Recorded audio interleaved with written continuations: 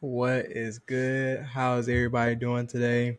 Today we're gonna be getting kind of straight into it, but make sure you guys like, comment, subscribe. If you guys ever want to say anything, ever want to talk about anything, if you guys ever want to hear me talk about anything, leave a comment, DM me.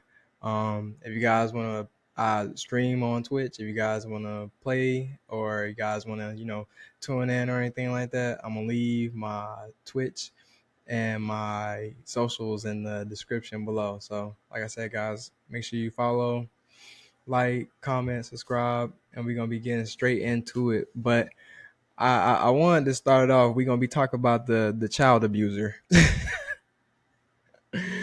First off the rip, we're gonna be talking about the child abuser. Now I'm playing, but the simple fact that that man Rocks went into Elbath, basically told Loki, go get your father.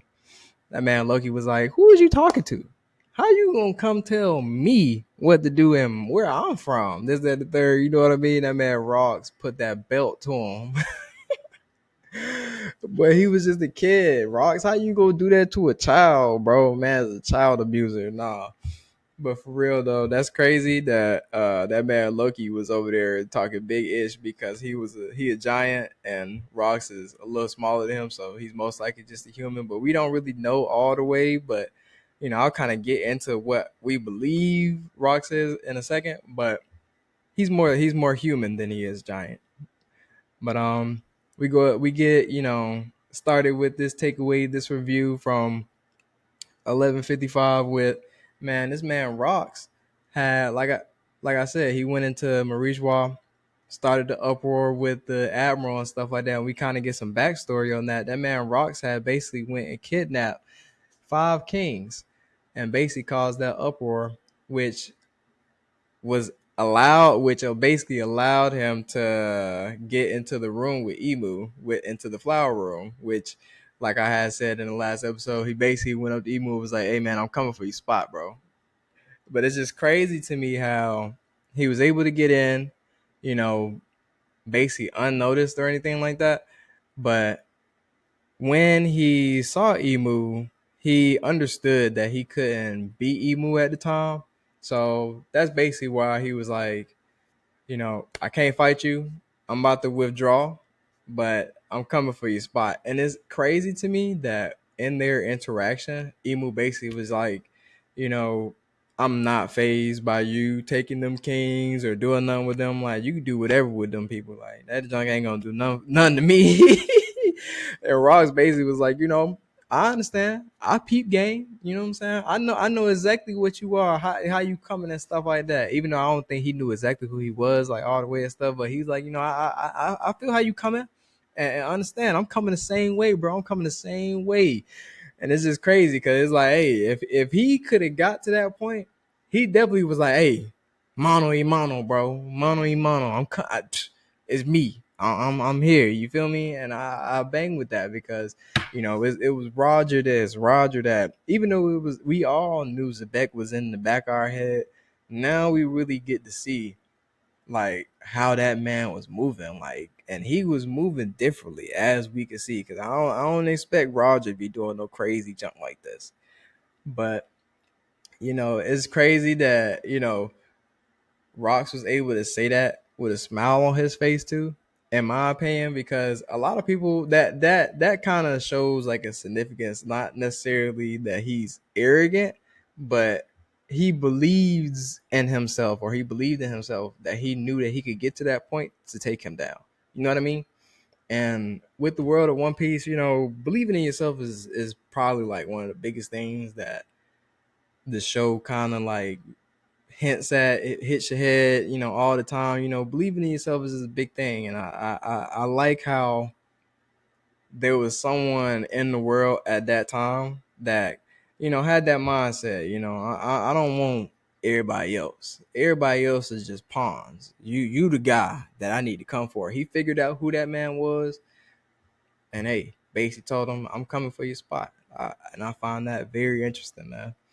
But some other interesting things that we have found out in this chapter are, we found out Rox was stated to have been a Davy Josian pirate Davy Jonesian pirate, which is interesting. Like I kind of figured at some point we were gonna get like some type of Davy Jones, type lore or something like that. Because Oda like to throw stuff in there, and honestly, that was one of the ones that I kind of figured, but I kind of thought that it was gonna be like on some they scrapping like people that lived in the sea or something like that. Like some monsters in the sea type deal. Could have been some fish people or fishmen. I said fish people, fishmen, and they could or a different fishman race, and they could have been scrapping them or something like that. What I thought, but now we're saying that really Davy Jonesian people or Davy Jonesian pirates, they used to participate in what's known as Davy bag fights, and basically those were like matches or a series of matches that they would basically wager like their lives, their power flags. Shoot, they'd even wager money and stuff like that at certain times. And basically, that boy Rocks, they said he was like that. So basically, what he did was he took that tradition and used that to basically build his crew. So he would go around and he would, fight different crews and stuff like that. And he'd take the strongest crew member from that crew and he'd make them be a part of his crew. Now, the thing that I take away, the most when it comes down to Davy back, Davy back firefights are weak. Um, is that loyalty isn't installed or built in that. You know what I mean? If you come down, you kill my captain that I was cool with, stuff like that. Yeah, I'm gonna be cool with you for the time being, but something happened to you, I'm out of there.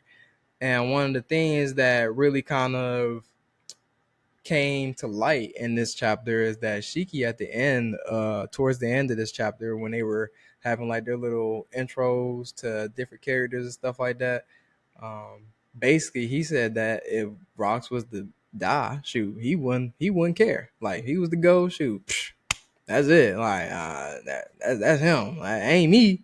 I'm gonna do my own thing.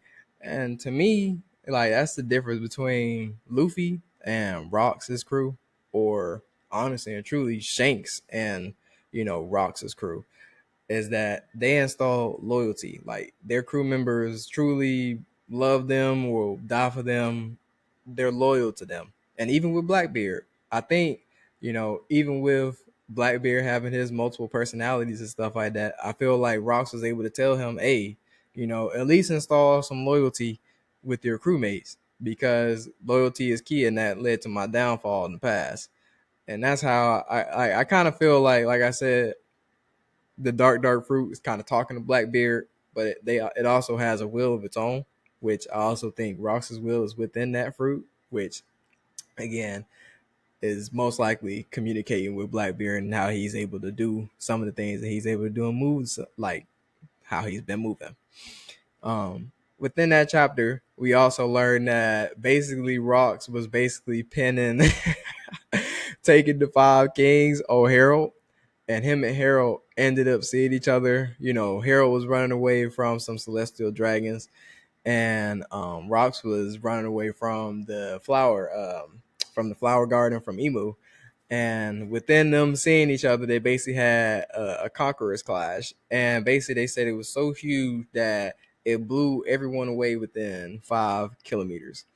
If you understand conqueror's haki at this point in time in the show, that is probably further than the Whitebeard and Roger Conqueror's clash. So think about that, probably times 10.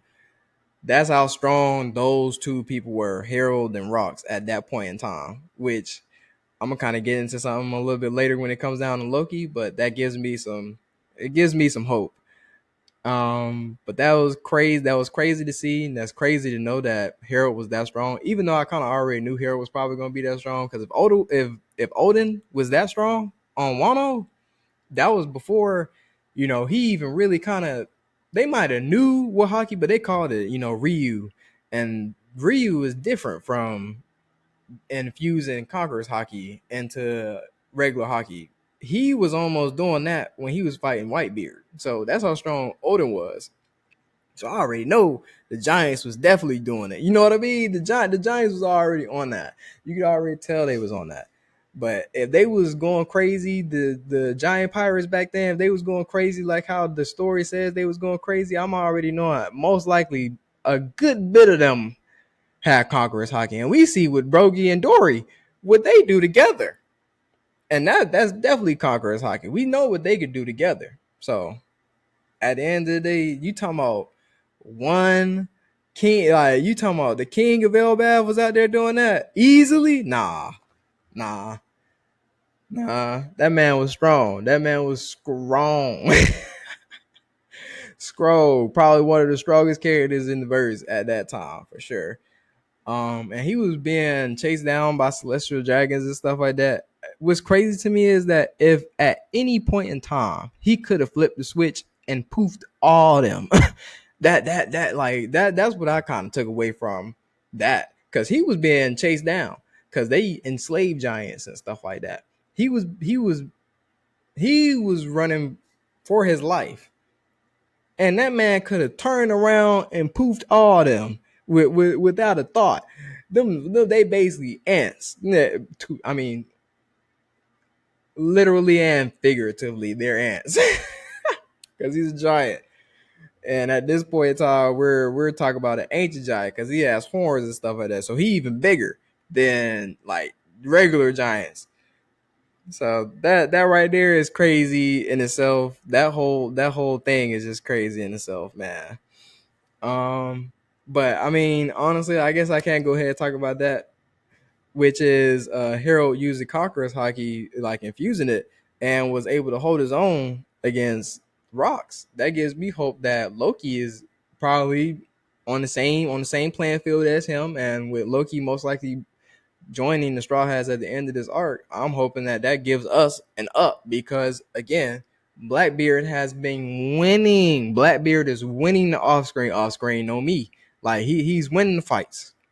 At this point in time, is Shanks, Blackbeard, 1A, 1B, Buggy, Luffy. And I mean, I'm really saying Buggy, Luffy, and that's only because we're understanding now that Buggy is also his son. Like, I'm claiming it. I'm putting it on there. I'm stamping it.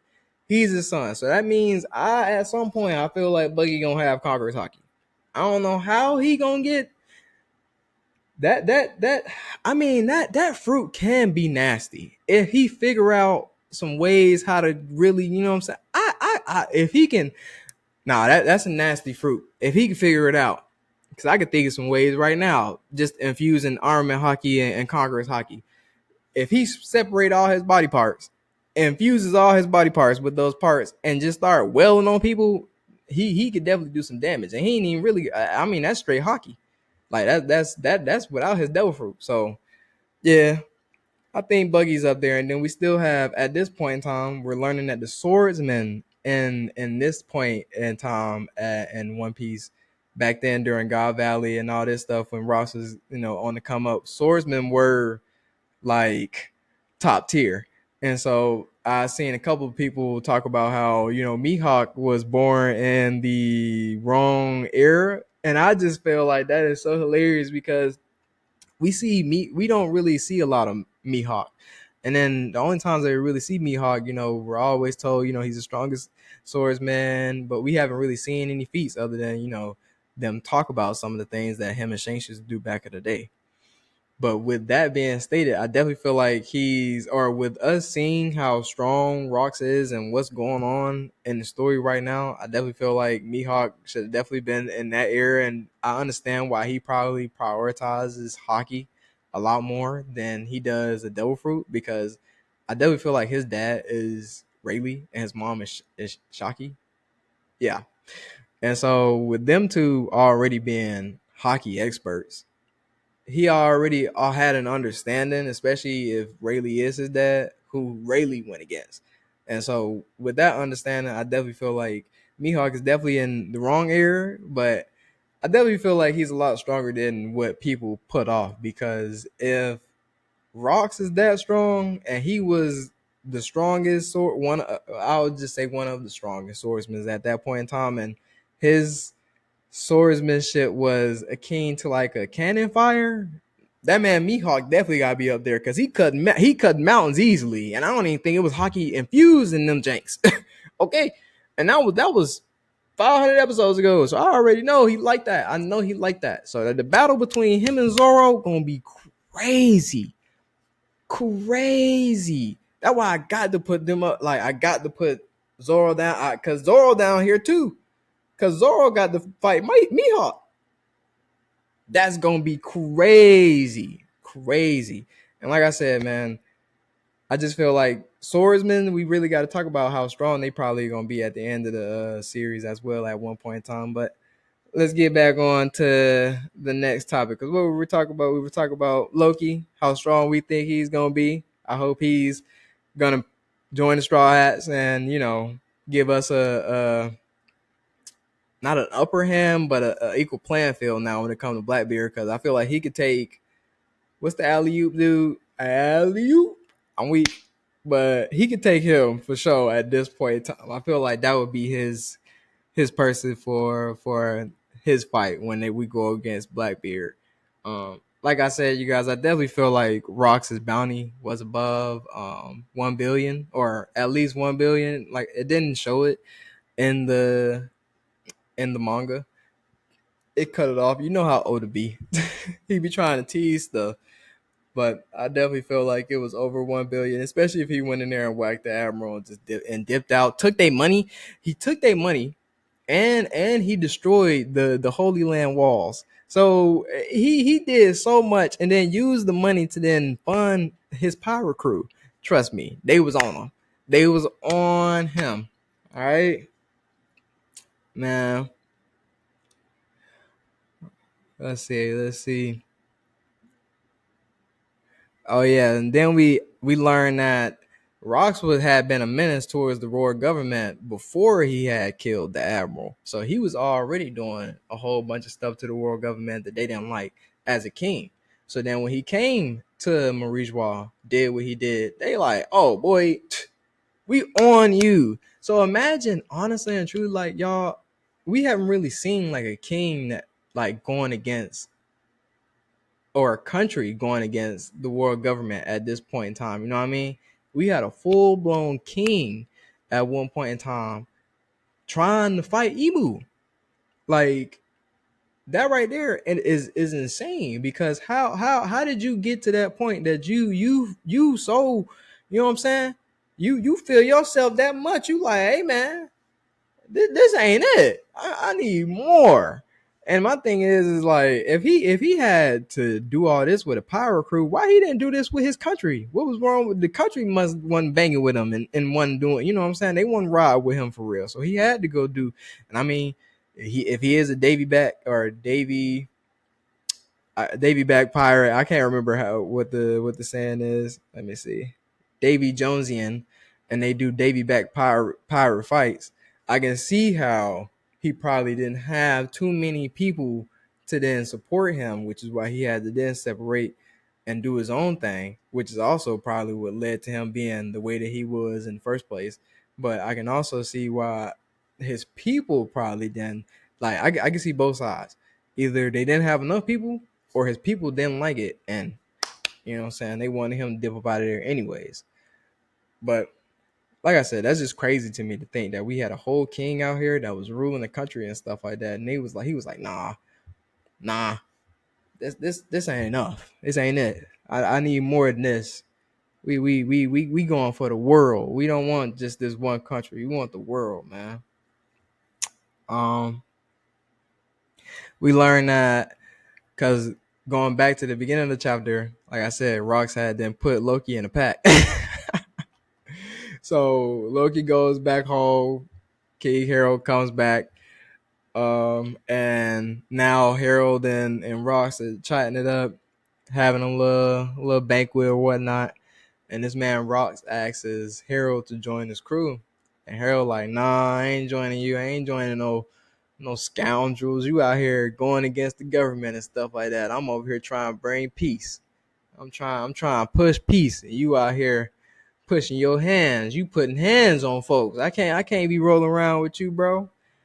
And honestly and truly, it's just funny to me, or it's crazy to me that back then we had a dude that was strong enough that he knew that he probably could have took the world by himself, but he knew if he had that giant army with him, it was over. And it's crazy because what we are going through right now with Luffy and Elbaf, Emu is trying to basically forcefully take the giants, but instead of forcefully taking the giants, Rocks basically just went to him and was like, "Hey, join me, bro." And so it's crazy to me because I don't really think Rocks was all the way a bad dude. It's cause that, and that's what I like about his character. It's like, yeah, you want him to be hard and stuff like that, but for key moments, for key things, I feel like he knew how to play the field. He knew how to play the game. And I feel like to be a pirate, that's one of the things that you definitely got to be like on top of your stuff with for sure. Um,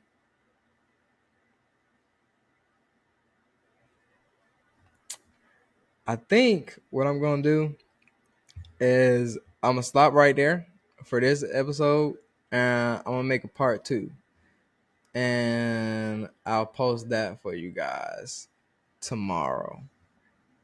I think that's what I'm gonna do. So enjoy this part one, and I'm gonna most likely go ahead and finish that part two on up tonight because I don't want this video to be too long, and I'll post the other one tomorrow, and that'll be part two to chapter 1155. But I hope you guys have a great day.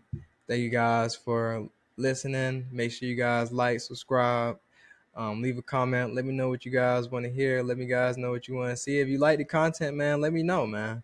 I'm here for you guys, but I'm here for myself to let you know. You know what I'm saying? This some good ish, man. This some good stuff. And I got some other stuff on the way too. I got my baseball training video and stuff like that. Me and Jeremiah, we gonna post that soon, so be on the lookout for that. And then, like I said, man, it's a lot more anime that's coming out nowadays, so be on the lookout. I appreciate all y'all. Peace.